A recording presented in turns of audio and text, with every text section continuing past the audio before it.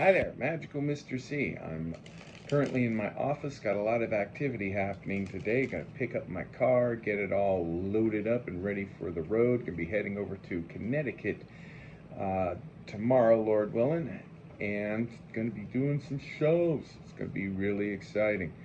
So, the last couple of days I've been kind of homeward bound trying to get the car worked on and repaired.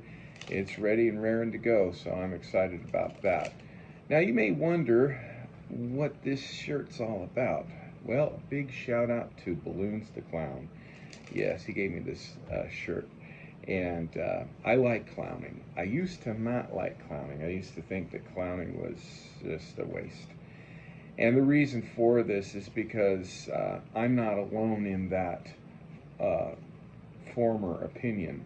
There are a lot of people that think that there's really nothing to clowning, but clowning is a very high form of art. It really is, because it is not only physical humor, but it's a humor that's meant to be family friendly.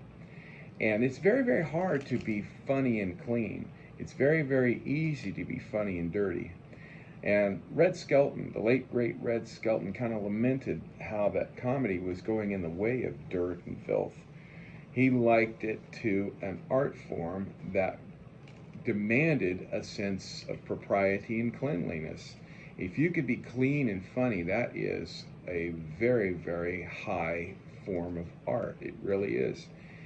Well, when I first broke into the business about maybe my third year in, I was hired on to do a corporate picnic during the summer, and it was for the U-Haul Corporation, and I was doing an actual floor show exterior. It didn't have a stage or any of that, so I was on the ground level, so I guess it would technically be a floor show. It was not a strolling magic, it wasn't close-up magic, it was actual stage magic. And when I was there was a clown that was strolling around and doing things that you really were expecting a clown to do, like twisting balloons or face painting or simple magic tricks. This clown was unable to do it all. She was an elderly woman, and she just bought a clown outfit and painted her face up. She looked pretty good, but she didn't have any kind of skills, any kind of marketable skills to speak of. I think she was doing it because she was related to the client. I don't really know how it was, but how it played out for me was that this clown interfered in my show and started imitating my actions as though she was part of the act. The audience was laughing. I kind of was wondering why, because I was really into what I was doing. I didn't realize that this clown had been standing behind me and mimicking my every movement until I turned around and got startled. The audience laughed at my reaction and such, and then I kept on with the act, pretending that she wasn't there, but she kept interfering with what I was doing. She was even interfering in my actions of movement. And finally, she had to be escorted off of the performing area simply because she was such a huge distraction. It's funny to start with, but man, you keep doing the same thing over again and it gets rather awkward. And she was at that point, and I was so embarrassed by it all. I mean, I didn't make like I was embarrassed. I continued on with the show like I was supposed to. I got done, I got paid. I was told I did a good job and so forth. And when I left, I was furious. I said, I'll never perform in front of another clown again as long as I live. Then my second show of the day was a place called the Eugene Celebration. This was a great, great street fair. It was fabulous. I loved it. But this particular lineup had a bunch of magicians before me. I was the last act of that fair for that day, and it was the very first time I had done the Eugene Celebration over in Eugene, Oregon. And I saw a magician before me just as I arrived performing his act, and children were throwing food at this guy. He had bombed so bad that they were throwing food at him, and I was already rattled by the clown, that when I saw this magician completely bombing and getting pelted with food, I went into a porta potty and threw up. Did I go on with my act? I certainly did. I was fully expecting to be completely lambasted with pizza and with sodas and hot dogs. I got out on the stage and found that there were only two people there, two kids, sitting like in the middle row toward my right. And they were sitting there with their arms folded. I think that they were told not to throw food. But they were sitting there with their arms folded. And I went on with my show, and I produced a dove. Back then I worked with doves. I did a dove production, and the kids yelled, "Hey, he's a good one, he's a good one, come on back." And then all of these children, I kid you not, all of these children from the four corners of the fair came in and filled up the entire seating.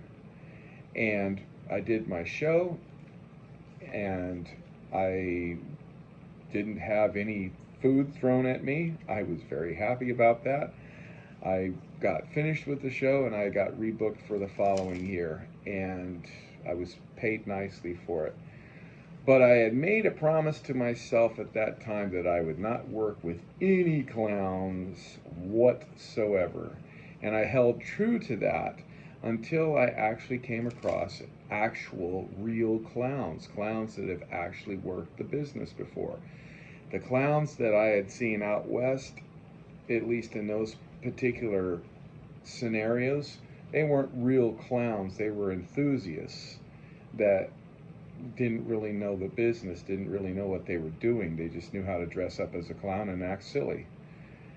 Clowning is much more than that. It's an art form. You're a juggler, you're a face painter, you're a magician, you stilt walk, you do all sorts of different kinds of things as a clown. And the humor, of course, is meant to be family friendly. It's not supposed to be scary. You're not supposed to terrify the children. It's supposed to be fun, and it's supposed to be part of a larger context. So I learned a lot from that. And further, my son Nathaniel has done clowning. He goes by the name of Bob Larry the Clown. We've both read books about clowning. I've read the Encyclopedia of Clowning more than once. It's a very fantastic book. My son's gone to online clown schools in Boston and in LA, and it's been very, very helpful for him. He's been learning an awful lot about the clowning. And the clown business is a very, very wonderful type of business if you know what you're doing. And my downside is that I'm very limited in my skill abilities. I can't twist balloons, although I have been trained to twist balloons, but I'm allergic to latex. I can't juggle because of my poor depth perception. I got into an accident when I was a little boy, but that's a different story altogether. Stilt walking because of my lack of balance. No, can't do that. Let's see, face painting. I was never trained as a face painter, and I don't want to be trained as a face painter because face painters work very, very hard. Yes, they do, and people are never satisfied. There's always somebody that's going to be upset. That's kind of not my style. I want to get there, do the job, and get out to my next job. That's how I roll. Anyway, my name is Magical Mr. C. I'll keep you posted on further things, maybe even do a trick or two along the way. So I'll keep you posted. If you like what you see, hit that like, share, and subscribe, and I appreciate it greatly. Take care. Have a good day.